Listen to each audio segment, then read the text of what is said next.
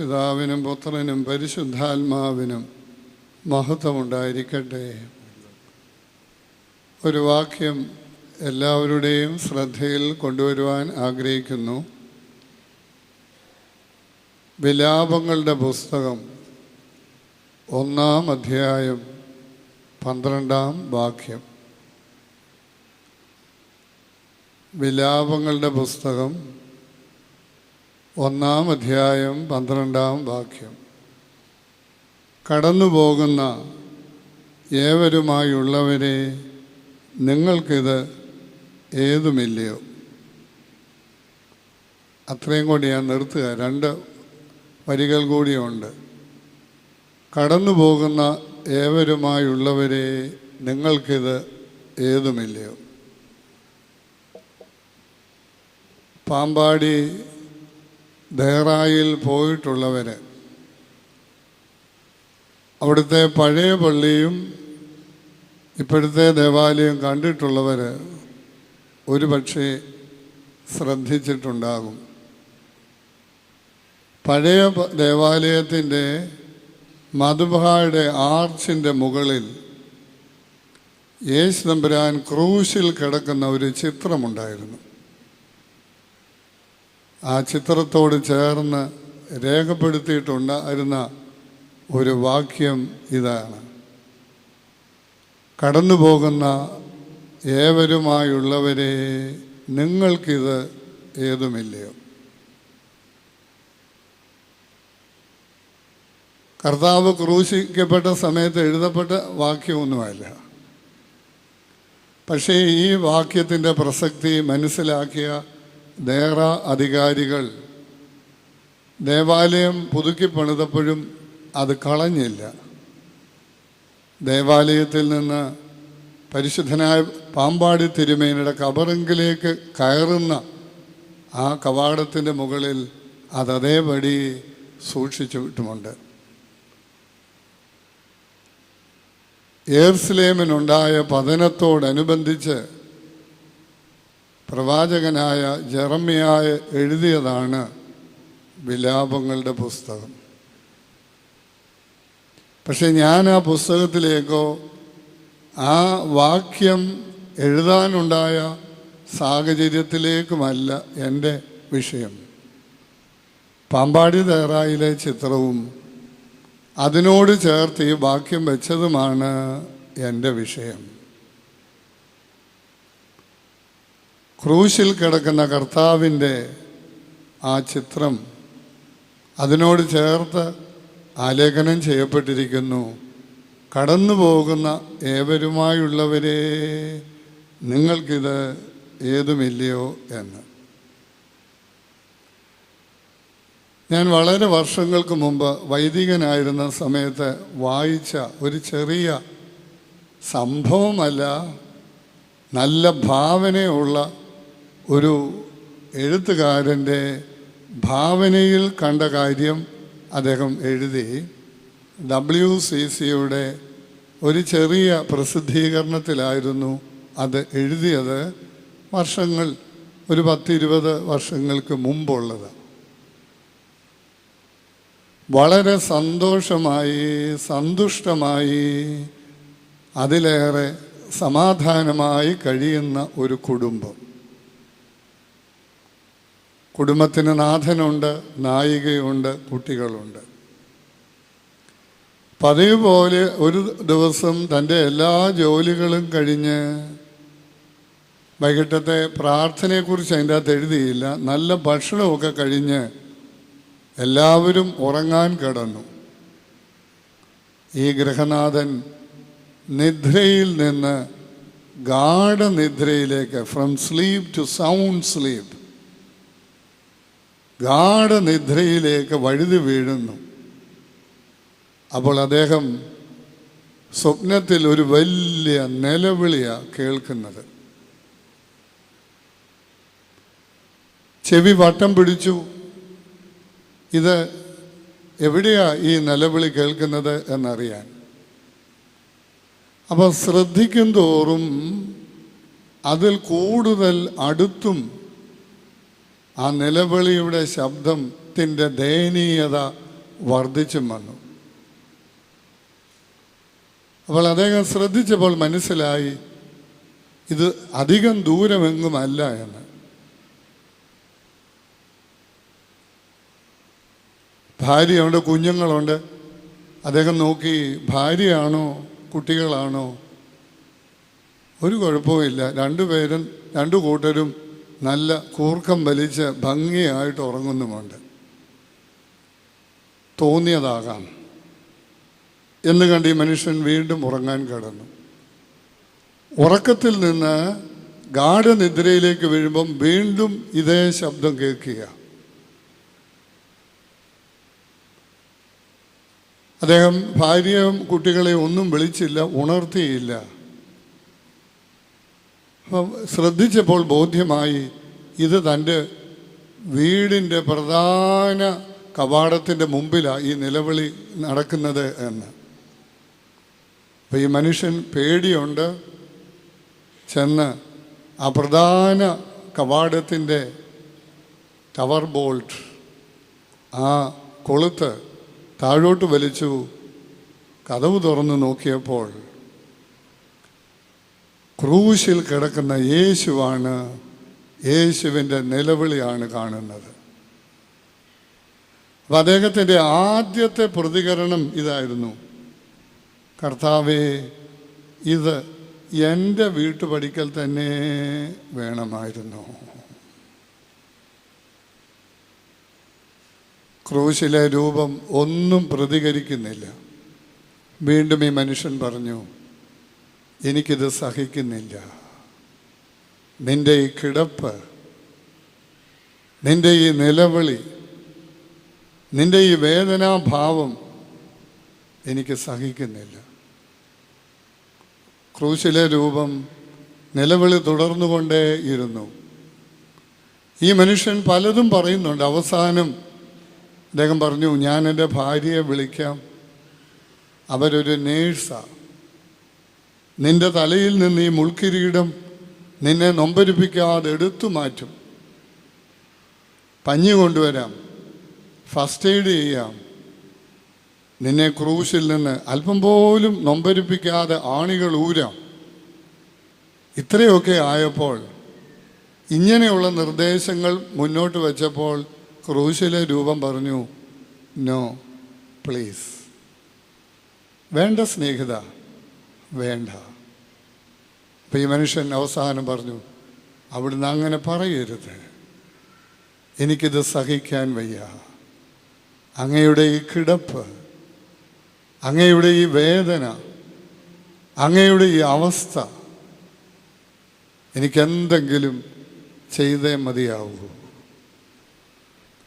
അപ്പോൾ എന്തെങ്കിലും ചെയ്തേ മതിയാവൂ എന്ന് പറഞ്ഞപ്പോൾ ക്രൂശിലെ രൂപം ഈ മനുഷ്യനോട് പറഞ്ഞു, if you want to do anything, do only one thing for me. നിനക്ക് എന്തെങ്കിലും ചെയ്യണമെന്ന് ആഗ്രഹമുണ്ടെങ്കിൽ കൂടുതലൊന്നും ചെയ്യണ്ട, നീ എനിക്ക് വേണ്ടി ഒറ്റ കാര്യം ചെയ്താൽ മതി. അയ്യോ കർത്താവേ, ഒന്നല്ല 100 കാര്യം ചെയ്യാൻ ഞാൻ തയ്യാറാണ്. No please, just do one thing. ഒറ്റ കാര്യം മാത്രം ചെയ്താൽ മതി. അവിടുന്ന് പറഞ്ഞാലും ക്രൂശിലെ രൂപം ഈ വീട്ടുകാരനോട് പറയുന്നു, you go and tell to each man and human that you see, there is a man on the cross waiting for you. നീ എനിക്ക് വേണ്ടി ഒറ്റ കാര്യം ചെയ്യാൻ മതി. നീ ഇപ്പോൾ ഇവിടുന്ന് പുറപ്പെടണം. നീ പോകുന്ന വഴിക്ക് ആരെയെങ്കിലുമൊക്കെ കാണുകയാണെങ്കിൽ, കാണുന്ന ഓരോ പുരുഷനോടും ഓരോ സ്ത്രീയോടും പറയണം, there is a man on the cross waiting for you. അവിടെ ഒരു മനുഷ്യൻ ക്രൂശിൽ നിന്നെ കാത്ത്, നിങ്ങളെ കാത്ത് കിടപ്പുണ്ട് എന്ന്. Here is a man on the cross waiting for me and you. ഇതാ ഇവിടെ ഒരു മനുഷ്യൻ ക്രൂശിൽ എന്നെ കാത്ത്, നിങ്ങളെ ഓരോരുത്തരെയും കാത്തു കിടക്കുന്നു. പാമ്പാടി ദേറായിലെ ചിത്രവും ആ വാക്യവും ഇതും കൂടി ഒന്ന് കൂട്ടിവെച്ച് വായിച്ചേ.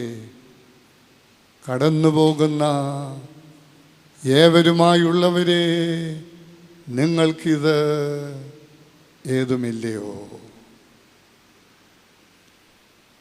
ഈ ക്രൂശിലെ കിടപ്പ് നമുക്ക് വേണ്ടി മാത്രം കാത്തു കിടക്കുന്ന ഒരാളാണ്. ഒരാളുടെ വരവ് കൊണ്ട് ആ ആളിൻ്റെ വിഷയം തീരും. ക്രിസ്തുവിൻ്റെ വേദനയോടുള്ള നമ്മുടെ സമീപനം, ക്രിസ്തുവിൻ്റെ സഹനത്തോടുള്ള നമ്മുടെ സഹകരണം, നമ്മെ കാത്ത് ക്രൂശിൽ കിടക്കുന്ന ക്രിസ്തു.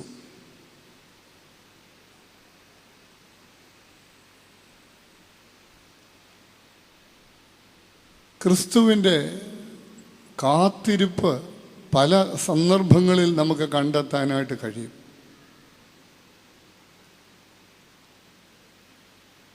അകന്നു കഴിയുന്ന, ക്രിസ്തുവിൽ നിന്ന് അകന്നു കഴിയുന്ന ഓരോ വ്യക്തിക്ക് വേണ്ടിയും കാത്തിരിക്കുന്നവനാണ് ക്രിസ്തു. ഇന്നലെ വേൾഡ് ഹെൽത്ത് ഓർഗനൈസേഷനിൽ നല്ല ഒരു പ്രധാന ചുമതല വഹിക്കുന്ന നമ്മുടെ സഭാംഗമായൊരു ഡോക്ടർ, പേര് ഞാൻ പറയുന്നില്ല, അദ്ദേഹം പരുമലയിൽ വന്നു. ഞാനുണ്ടെന്ന് അറിഞ്ഞ് എൻ്റെ അടുത്ത് വന്നു. എനിക്ക് വളരെ അടുപ്പവും അതിലേറെ കടപ്പാടുമുള്ളൊരു ഡോക്ടറാണ് അദ്ദേഹം. തിരുവനന്തപുരത്ത് റീജിയണൽ ക്യാൻസർ സെൻ്ററിൽ ജോലി ചെയ്തിരുന്ന കാലത്ത് ഒരുപാട് പേർക്ക് അദ്ദേഹത്തിൻ്റെ സേവനം പ്രയോജനപ്പെടുത്താൻ കഴിഞ്ഞിട്ടുള്ളത്. അപ്പോൾ ഇങ്ങനെ പറഞ്ഞു വന്ന കൂട്ടത്തിൽ അദ്ദേഹം പറഞ്ഞു, തിരുമേനി, എന്തിനാ ഈ ജൂദാസിനെയും പീലാത്തോസിനെയും ഒക്കെ ഇത്രയും നമ്മൾ വിമർശിക്കുന്നത്? ജൂദാസ് ഇല്ലായിരുന്നെങ്കിൽ കർത്താവ് ക്രൂശിക്കപ്പെടുമായിരുന്നോ? പീലാത്തോസ് ഇല്ലായിരുന്നെങ്കിൽ ഇത് സംഭവിക്കുമായിരുന്നോ? അപ്പോൾ ഞാൻ ഒരു മറു ചോദ്യം അങ്ങോട്ട് പറഞ്ഞു, ഡോക്ടറെ, അതിനേക്കാളൊക്കെ എളുപ്പം നമുക്ക് പറയാൻ കഴിയുന്നത്, ഏദൻ തോട്ടത്തിൽ നടുക്ക് നിൽക്കുന്ന ഒരു വൃക്ഷം ദൈവം സ്ഥാപിച്ചില്ലായിരുന്നു എങ്കിൽ മനുഷ്യൻ, ബാക്കി പറ കേൾക്കുന്നില്ലേ? മനുഷ്യൻ പാപം ചെയ്യത്തുമില്ലായിരുന്നു, ക്രിസ്തുവിന് മനുഷ്യാവതാരം ചെയ്യേണ്ടിയും വരികയില്ലായിരുന്നു. അപ്പം എനിക്കറിയാവുന്ന ഭാഷയിലൊക്കെ ഈ ഡോക്ടർക്കൊന്ന് പറഞ്ഞു മനസ്സിലാക്കാൻ ശ്രമിച്ചു. ഈ ജൂദാസിന് പറ്റിയ അബദ്ധമാണ് നമ്മൾ പഠിക്കേണ്ടത്. ഈ ജൂഡാസ് എൻ്റെയും നിങ്ങളുടെയൊക്കെ ഉള്ളിലൊരു ജൂഡാസ് ഉണ്ട്. ആ ജൂദാസിനെ തിരിച്ചറിയുക, ആ ജൂദാസിനെ തിരുത്തുക എന്നുള്ളതാ നമ്മുടെ ഉത്തരവാദിത്വം എന്ന് ഞാൻ പറഞ്ഞു. ജൂദാസ് പരാജയപ്പെട്ടത് പല കാര്യങ്ങളിലാണ്, എല്ലാം പറയാൻ സമയവുമില്ല. ഒന്ന്, യേശു ക്രിസ്തുവിൻ്റെ സ്നേഹം, കരുതൽ തിരിച്ചറിയാൻ അവന് കഴിയാതെ പോയി എന്നുള്ളത് അവൻ്റെ പരാജയത്തിൻ്റെ ഒന്നാമത്തെ കാരണം. He failed to realise and recognise the love of his master. Judas ഇസ്കറിയോത്താവിന് അവൻ്റെ ഗുരുവും നാഥനുമായ കർത്താവിൻ്റെ സ്നേഹത്തെയും ജീവനേക്കാൾ വലുത് തൻ്റെ ഒരു കയ്യിൽ ഒതുക്കാവുന്ന, മുറുകി പിടിക്കാവുന്ന ഒരു കൂട്ടം നാണയങ്ങൾ മാത്രമായിരുന്നു. കൈപ്പിടിയിൽ ഒതുക്കാവുന്ന 30 pieces of silver coins were more valued to Judas than the love and life of his master. ഇതാണ് നമ്മുടെ ഉള്ളിലുള്ള ജൂദാസിൻ്റെ ഒരു ഭാവം. യേശുവിൻ്റെ സ്നേഹവും യേശുവിൻ്റെ ജീവനേക്കാൾ വലുത് നമ്മൾ എത്തിപ്പിടിക്കാനും കടന്നു പിടിക്കാനും സ്വന്തമാക്കാനും നമ്മൾ നടത്തുന്ന ചില വെപ്രാളങ്ങൾ, യേശുവിനെ വിട്ടിട്ട്, യേശുവിൻ്റെ സ്നേഹത്തെ വിട്ടിട്ട് നമ്മുടെ ജീവിതത്തിൽ നമ്മൾ നടത്തുന്ന ചില പരാക്രമങ്ങൾ. ഇവന് കർത്താവിനെ കൊല്ലാൻ ശ്രമിക്കുന്നവരുമായി ചില ഇടപാടുകൾ നടത്തി അതിൻ്റെ പണവുമൊക്കെ വാങ്ങിച്ച് സ്വന്തമാക്കിച്ചപ്പോഴും കർത്താവ് ജൂഡാസിനെ വിളിക്കുന്നത് സ്നേഹിത എന്ന, ഫ്രണ്ട്. അപ്പോൾ ആ സ്നേഹം തിരിച്ചറിയാൻ കഴിയാതെ പോയത് ജൂഡാസാണ്. എവിടെ യേശുവിൻ്റെ സ്നേഹം തിരിച്ചറിയാതെ പോകുന്നുണ്ടോ അവിടെയെല്ലാം ജൂഡാസിൻ്റെ ഭാവം നമ്മുടെ ഉള്ളിൽ ശക്തിപ്പെടും എന്നുള്ളതിന് യാതൊരു സംശയവുമില്ല. 2, ഞാനത് ആ പെസഹായ്ക്കൊന്ന് പറയാനായിട്ട് ശ്രമിച്ചു. 11 പേരുടെ കാല് കഴുകിയതുപോലെ തന്നെയാണ് ജൂഡാസിൻ്റെ കാലും കർത്താവ് കഴുകിയത്. വഞ്ചനക്കാരനും ഒറ്റുകാരനും ഒക്കെ അവനായിക്കഴിഞ്ഞു. പക്ഷേ അന്നേരവും യേശുവിൻ്റെ സ്നേഹത്തിന് ഒരു കുറവും ഉണ്ടായില്ല. ഒരു തുള്ളി വെള്ളം പോലും കുറച്ചില്ല. ഒരു തുള്ളി വെള്ളമെങ്കിലും കൂടുതൽ ഒഴിച്ചിട്ടേ ഉണ്ടാകുകയുള്ളൂ. പക്ഷെ ആ അവൻ്റെ കാൽക്കലിരുന്നു, അവൻ്റെ കാലേൽ പിടിച്ചു, അവൻ്റെ മുഖത്ത് നോക്കിക്കൊണ്ടാ പറഞ്ഞത്, നിങ്ങളിൽ ഒരുവൻ എന്നെ ഒറ്റിക്കൊടുക്കുമെന്ന്. The touch and the look. ഇന്നലെ കാലുകഴുകൽ ശുശ്രൂഷയ്ക്ക് ബഹുമാനപ്പെട്ട റെജി മാത്യു അച്ഛൻ പറഞ്ഞു, ഇതിൽ കൂടുതൽ യേശുവിന് ഒരു മനുഷ്യൻ്റെ മുമ്പിൽ താഴാനായിട്ടില്ല. ഇതിൽ കൂടുതൽ ഇല്ല. ആ ഭാവത്തിൽ അവൻ്റെ കാൽക്കലിരുന്ന് കാലിലാ പിടിച്ചത്. അവൻ്റെ മുഖത്ത് നോക്കിക്കൊണ്ടാണ് കർത്താവ് പറഞ്ഞത്. പക്ഷേ ഒരു ചലനവും ജൂഡാസിൽ ഉണ്ടാക്കാൻ പറ്റിയില്ല. അത് കർത്താവിൻ്റെ പരാജയമാണെന്ന് കരുതരുത് പ്രിയമുള്ളവരെ. God respects human freedom. പക്ഷെ ഞാൻ വേറൊരു സ്ത്രീയെ നിങ്ങൾക്ക് പരിചയപ്പെടുത്തി തരട്ടെ, വേദപുസ്തകത്തിൽ നിന്ന് തന്നെ. നട്ടുച്ച നേരത്തെ കുടവും ഒക്കത്ത് വെച്ചുകൊണ്ട് കിണറ്റിങ്കൽ വെള്ളം കോരുവാൻ വന്ന സ്ത്രീയോട് യേശു സംഭാഷണം നടത്തി. ജൂദാസിൻ്റെ കാൽക്കലിരുന്ന് അവൻ്റെ കാലേൽ പിടിച്ചുകൊണ്ട് ജൂദാസിനോട് കൂടെ കൊണ്ടു നടന്ന് ചങ്കും കരളും എടുത്ത് കയ്യിൽ കൊടുത്തവനാ ജൂഡാസ്. അവനോട് സംഭാഷണം നടത്തി. കുടവും ഒക്കത്ത് വെച്ചുകൊണ്ട് വെള്ളം കോരുവാൻ വന്ന സ്ത്രീയോടും കർത്താവ് സംഭാഷണം നടത്തി. പക്ഷെ ആ സ്ത്രീയെ പിന്നെ നോക്ക്, കുടവും അവിടെ ഉപേക്ഷിച്ചിട്ട് ശമരിയാക്കാരോട് യേശുവിനെ കുറിച്ച് പറയാൻ പോകുന്ന ഒരു സ്ത്രീയെയാണ് കാണുന്നത്. യേശുവിൻ്റെ വാക്കുകൾക്ക് ആ സ്ത്രീയിൽ ഉണ്ടാക്കിയ ചലനം,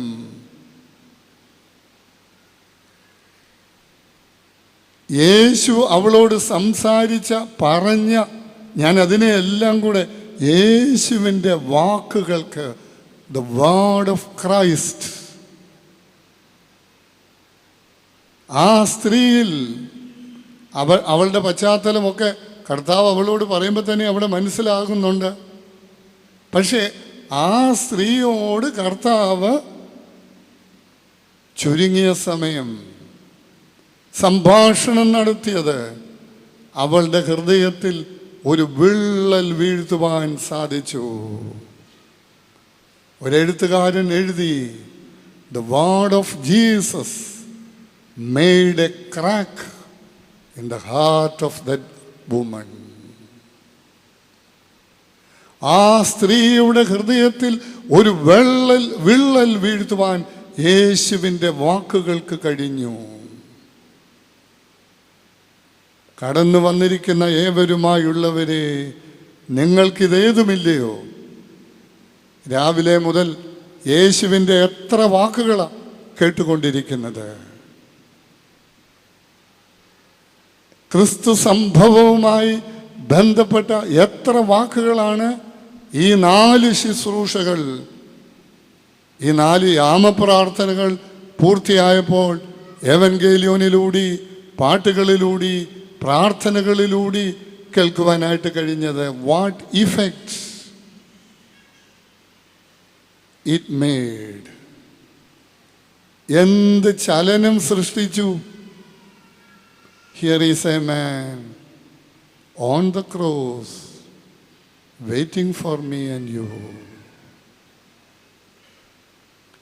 ഈ ശമരക്കാരി സ്ത്രീയെ കുറിച്ച് സ്വർണ്ണനാവുകാരൻ Mar Ivanios, saint John Chrysostomos, original, not the duplicate, അദ്ദേഹം പറയുന്നുണ്ട്, when the soul is aflamed with holy fire, it looks then nothing earthly, neither glory nor shame. It concentrates only one thing. എന്താ സ്വർണ്ണനാവുകാരൻ Ivanios പറയുന്നറിയാമോ? When the soul is aflamed with holy fire. മലയാളത്തിൽ പറഞ്ഞേ, when the soul is aflamed with holy fire. വിശുദ്ധാഗ്നി കൊണ്ട് ആത്മാവ് ഉള്ള് ജ്വലിക്കുമ്പോൾ, it looks then nothing, വേറെ ഒന്നും അത് നോക്കില്ല. neither to glory nor to shame, മാനങ്ങളാകട്ടെ അപമാനങ്ങളാകട്ടെ നേട്ടമാകട്ടെ കോട്ടമാകട്ടെ ഒന്നും അത് ശ്രദ്ധിക്കത്തില്ല.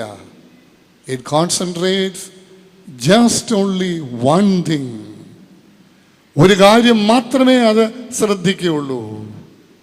That holy fire aflames the soul. ആത്മാവിനെ ജ്വലിപ്പിക്കുന്ന തീയെ മാത്രമേ അത് പിന്നെ നോക്കുകയുള്ളൂ. അങ്ങനെ ഒരു കത്തൽ, അങ്ങനെ ഒരു കുത്തൽ നമുക്ക് അനുഭവപ്പെടുമോ? അതാണ് ക്രൈസ്റ്റ് എക്സ്പീരിയൻസ്, ക്രിസ്താനുഭവം എന്ന് പറയുന്നത്. ഞാൻ വേറൊരാളുടെ കാര്യം പറയാം. നമുക്കെല്ലാവർക്കും സുപരിചിതനായവൻ.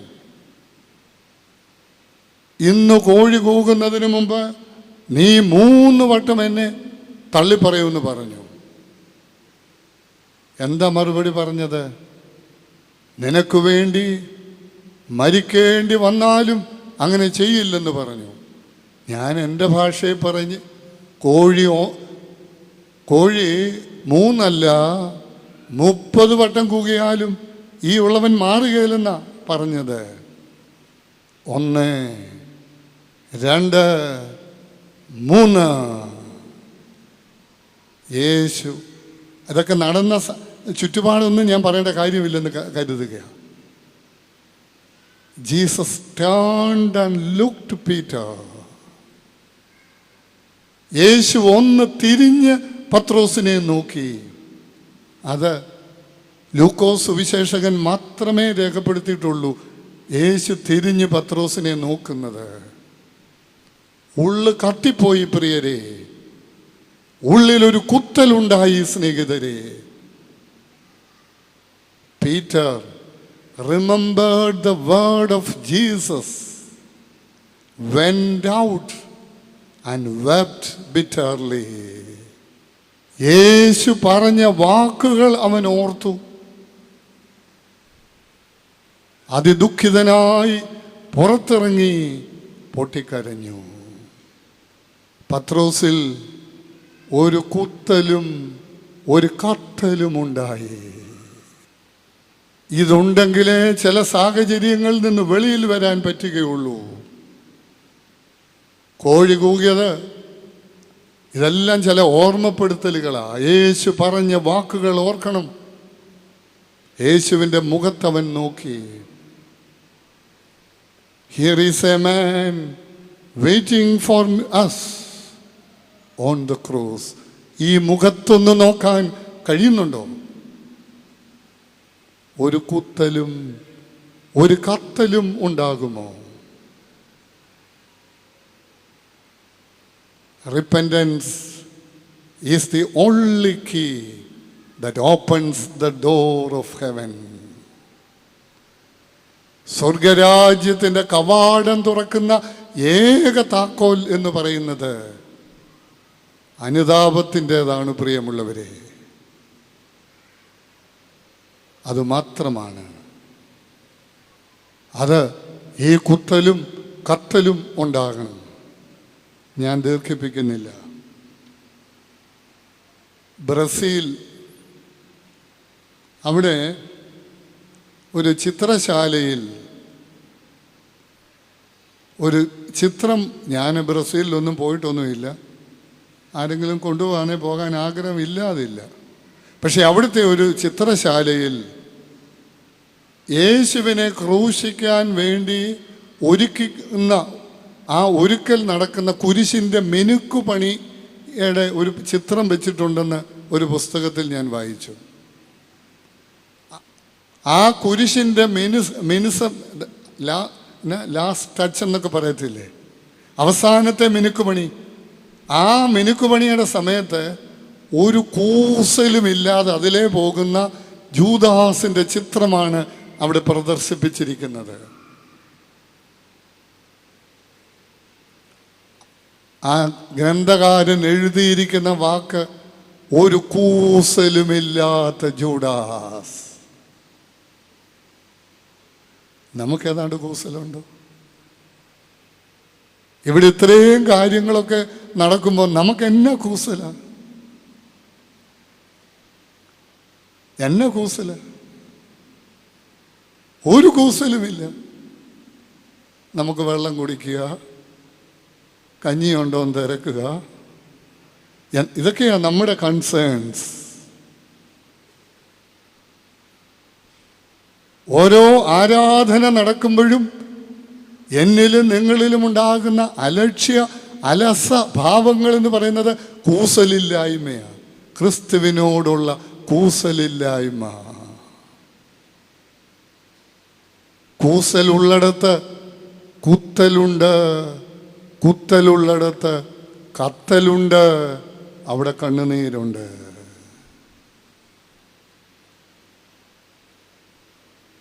അതുകൊണ്ട് ആ വിശുദ്ധനായ അപ്രയും ഭക്തകവി ഞങ്ങൾക്കുള്ള കർത്താവേ പോലെയുള്ള 150 സങ്കീർത്തനങ്ങൾക്ക് സമാന്തരമായി 150 അനുതാപ കീർത്തനങ്ങൾ എഴുതിയിട്ടുള്ള ഒരാളാണ് വിശുദ്ധനായ അപ്രയും. അദ്ദേഹം പ്രാർത്ഥിക്കുന്നു, Give me more tears that I may be cleansed from my sins. കർത്താവേ, എനിക്ക് നീ കൂടുതൽ കണ്ണുനീര് തരണമേ, ഞാനൊന്ന് എൻ്റെ പാപങ്ങളിൽ നിന്ന് ശുദ്ധീകരിക്കപ്പെടുവാൻ. ഇതൊക്കെയാണ് അവർ ചോദിച്ചു വാങ്ങിച്ചത്. ശമാശൻ പ്രസംഗം പറഞ്ഞപ്പോൾ പറഞ്ഞല്ലോ, നമുക്ക് ഒരുപാട് ഡിമാൻഡ്സ് ആണെന്ന്. ഭക്തന്മാർക്കൊക്കെ ചുരുക്കം ഡിമാൻഡ്സേ ഉള്ളൂ. അവരുടെ ഡിമാൻഡ്സ് എന്ന് പറയുന്നത് have mercy upon me this Sinner, ഈ പാപിയോട് കരുണ തോന്നണമേ, എനിക്ക് കൂടുതൽ ശുദ്ധീകരിക്കപ്പെടുവാൻ കൂടുതൽ കണ്ണുനീര് തരണമേ. ഇതൊക്കെയാണ് അവരുടെ അപേക്ഷകളും ഡിമാൻഡ്സുകളും. നിനിവയിലെ നമുക്ക് പരിശുദ്ധനായ പരിമല തിരുമേനി എത്രമാത്രം പരിശുദ്ധനും ശ്രേഷ്ഠനുമാണോ അതുപോലെയുള്ളൊരു പിതാവ് നിനിവയിലെ വിശുദ്ധനായ ഇസഹാക്ക്. അദ്ദേഹം പറയുന്നു, ലെറ്റ് യുവർ ചീക്സ് ബി, നിങ്ങളുടെ കവിൾത്തടങ്ങൾ എപ്പോഴും കണ്ണുനീരുകൊണ്ട് കുതിർന്നിരിക്കട്ടെ എന്ന്. അവിടെ ദൈവത്തിൻ്റെ കൃപ വെട്ടിത്തിളങ്ങും എന്ന്. വീണ്ടും പാമ്പാടിയിലെ ചിത്രം ഒന്ന് നോക്കുക. ക്രൂശിൽ കിടക്കുന്ന ക്രിസ്തു, അതിനോട് ചേർത്ത് വെച്ചിരിക്കുന്ന എഴുത്ത്, കടന്നു പോകുന്ന ഏവരുമായുള്ളവരെ നിങ്ങൾക്കിത് ഏതുമില്ലയോ? ചാൾസ് ലാംബ് എന്ന് പറയുന്ന ഒരാളോട് അദ്ദേഹത്തിൻ്റെ ഒരു സ്നേഹിതൻ ഒരു ചോദ്യം ചോദിച്ചു. നിങ്ങളുടെ അറിവിൽ ലോകത്തിലേക്കും ക്രൂരനായ മനുഷ്യനാരാണ്? നമ്മളോട് ചോദിച്ചാൽ നമുക്ക് ഒരുപാട് പേരുടെ, നമുക്കിഷ്ടമില്ലാത്തവരുടെയൊക്കെ പേര് നമ്മൾ പറയും. ലോകത്തിലേക്കും ക്രൂരനായ മനുഷ്യനാരാണ്? ചാൾസ് ലാംബ് മറുപടി പറഞ്ഞു, ജൂദാസ് ഇസ്കറിയോത്ത. മനുഷ്യപുത്രൻ്റെ മുഖത്ത് നോക്കിയിട്ട് അവനെ ഒറ്റിക്കൊടുക്കാനുള്ള ധൈര്യം കാട്ടിയവൻ. മനുഷ്യപുത്രൻ്റെ മുഖത്ത് നോക്കിയിട്ട് അവനെ ഒറ്റിക്കൊടുക്കുവാൻ ധൈര്യം കാണിച്ച മനുഷ്യൻ.